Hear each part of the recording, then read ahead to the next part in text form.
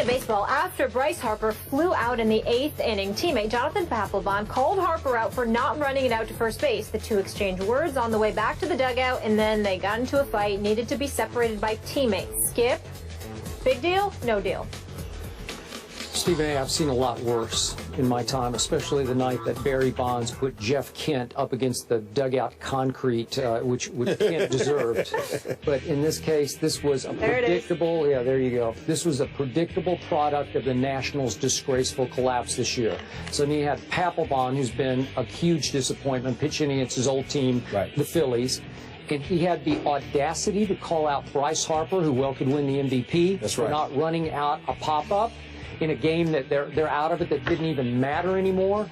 And what a disgrace that was, but nothing really happened in the fight. Well, I wasn't talking about really the fight so much, Skip. I think this is a product. First of all, Rizzo should have never brought Papelb there to begin with. Storing was your closer. He had 28 saves at the time, okay? And then ever since then, he's had one save. They were in first place. Now they lost the division, 9.5 games out. The Mets have clinched the NL East. You look at a guy like Bryce Harper. You talk about Papelb. He was clearly bad chemistry added to the locker room. It's going to get the manager Matt Williams fired. Rizzo needs to look at himself, and Bryce Harper is going to eventually leave for my New York Yankees. They could use him right now, eventually. And they don't have I agree with that. I agree with that. That's fair. That's a low blow on your part, but it's okay. It's all right. Don't forget, not just baseball tonight, Monday Night Football.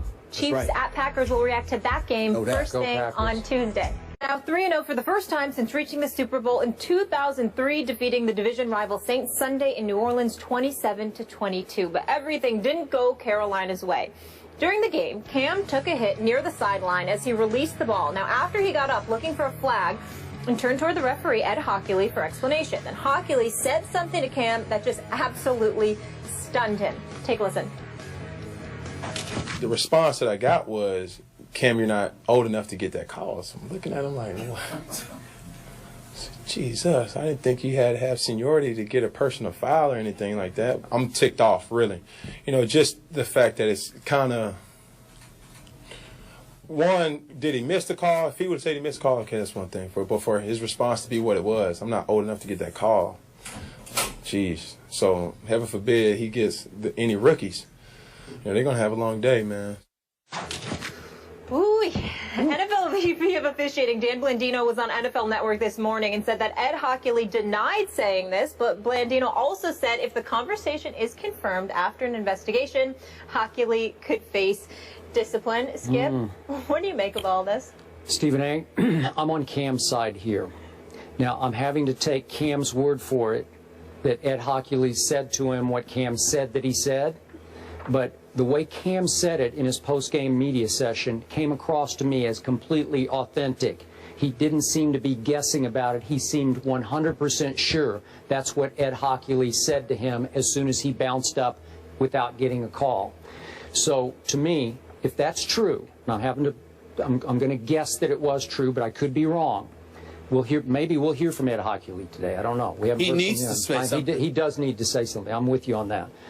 If he did say that, it was completely out of bounds, and he should be disciplined for saying that to him.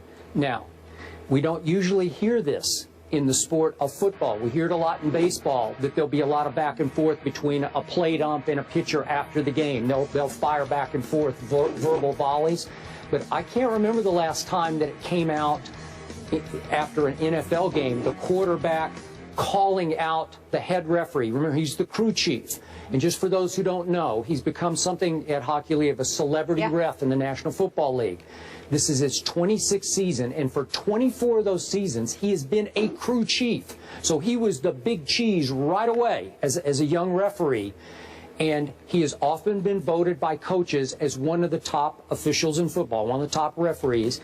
And he's also become something of a celebrity ref in that he was on the cover of Sports Illustrated in 2012 when the refs, remember the impasse, with the labor impasse ended. They cheered when they came back. But my question to you, and I'm throwing it out to our viewers, is it possible that Ed Hockley has gotten a little too full of himself, that he's going to now interpret the rules the way he wants to interpret the rules? What I don't get is, Cam's not a young player anymore. This is his 5th year. I don't consider him a young pup anymore at age 26. And so I'm having to guess what Ed was trying to say to him. Is he saying that only aging quarterbacks who are immobile get that kind of call? I don't know. Is he saying that Cam's still young enough and mobile enough and just good enough that I'm not going to give you that call? Well, if that's what he's saying, that is so out of bounds, because you're now reffing players by their ability or their age. And as Cam said, what's he going to say to a rookie? You know what? It's not fair to Cam Newton. And I'm happy that he called him out. But in the end, you know and I know, this may not play well with other referees around the league, that you broke the vow of silence on the football field. What is said here stays here. It's out there in public now, and I'm not sure that Cam set himself up for getting exactly preferential treatment from this point forward from other referees. Fire away. I have a bevy of thoughts on this issue. Number one, I completely believe Cam Newton.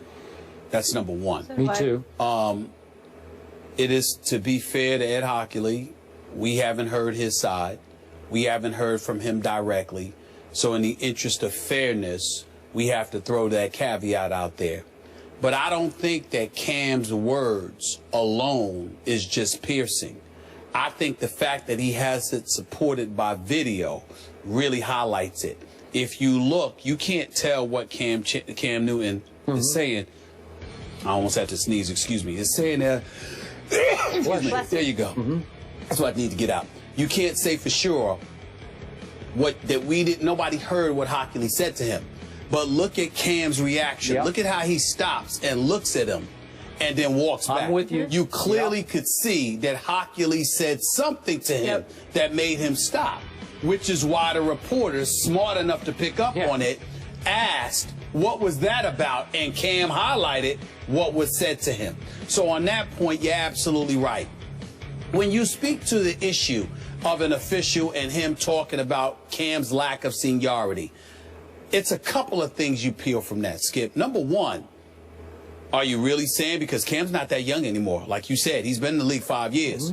So what are you trying to say? He's not Drew Brees? He's not Big Ben? He's not Tom Brady? He's not Peyton Manning? Because that's what you're saying. I think that's basically what you're saying. What else is there to say? How many quarterbacks in the NFL have been starting quarterbacks for five plus seasons? I mean, think about that for a second here. Go down a list of quarterbacks. I mean, the Carson Palmers of the world, you can throw him out there. Sure. Russell Wilson is younger. You know, I mean, Nick Foles is younger. Teddy Bridgewater is younger. Aaron Rodgers obviously is up in there. You know, that equation. Matthew Stafford. What you gonna say? Matthew Stafford isn't young enough. So he's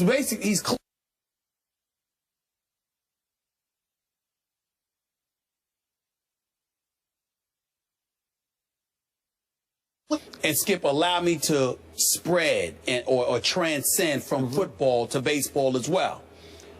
You know, I watched Madison Bumgarner for the San Francisco Giants pitch last week and have a 17-second stare down with the umpire. Let me tell you how egregious that was. Right? The plate umpire, right? Let me tell you how egregious that was. Not only because of the fact that the umpire was literally instigating it, okay, by taking off his mask and staring down Bumgarner. Bumgarner threw strikes. Those should have been called strikes. And the umpire had an attitude with him and clearly did not call strikes. Why am I bringing that up? Because when we talk about Ed Hockley with Cam Newton, if indeed you're refraining from making calls because of something other than the actual game itself and the rules that govern it, and instead you're personalizing it to some degree, you got a problem. You got to go. Now, I understand that baseball is different. I understand that baseball is different from football. My argument is that it shouldn't be. No matter what the sport is, there isn't a fan in those seats who come to see the umpire or the game official. I promise you, those fans who walk through the turnstiles, even though to a lesser degree it's about the players in the National Football League, because it's just football, it's an event, it's only 16 games during the season, I promise you they would rather see Cam Newton than Ed Hockley. And I promise you, those folks that walked through the turnstiles for that game that San Francisco was playing with the Giants, the San Francisco reigning MVP of the World Series, Madison Bumgarner. Come out there and pitch. Totally agree. So when you've got that problem, I know, it's got to be addressed. across the board because the fans are being robbed as much as anybody else when that happens. Okay. I'm going to remind you again, Hochuli is probably the most recognizable referee going right now, in part because of his big biceps that he's shown often, you know, just for his muscles. He became like a cult figure. Okay, I'm with you. He's been so recognizable for so long, he may think that he's now a star referee. That should be an oxymoron. Star referee should not go together. Am I right? Absolutely. Because they're always the best. What's the old saying about, it's mostly for baseball umpires, but they're at their best when you did not notice them. Is that not right? Yes. Yes. Well, let me ask basketball you, referees. let me throw you this question. How many fans do you know who the game officials are going to be prior to their arrival to the game? Some gamblers probably do. But I understand gamblers. That's about it. That's about it. Nobody else knows who the hell the referees are going to be, who the officials are going to be prior to the game. You understand? It's the most thankless job you can fathom, which is why I understand how they could get a bit sensitive. Okay. But in the end, you can't allow that to interfere with your job performance. Okay. And that is what bottom line, these officials are doing. Do you have any concern that Cam could, quote unquote, pay for this going forward because it will offend other referees who would defend hockey league? Well, yeah, I'm fearful for Cam because I think those referees can definitely stand up in unison and said he called him out. That means he'll call us out next. We have to make sure he understands that's not to his advantage to do that. I have no doubt that that will be done. But I still appreciate that he called him out. Yeah. Yeah, I'm just fearful how often this might actually happen. The Steelers lose their franchise quarterback for several weeks. So what impact does Big Ben's knee injury have on the AFC North? Look who's here. Hello, Eric Allen in the house. What's he doing? We'll weigh in when we come back. It's cold out here.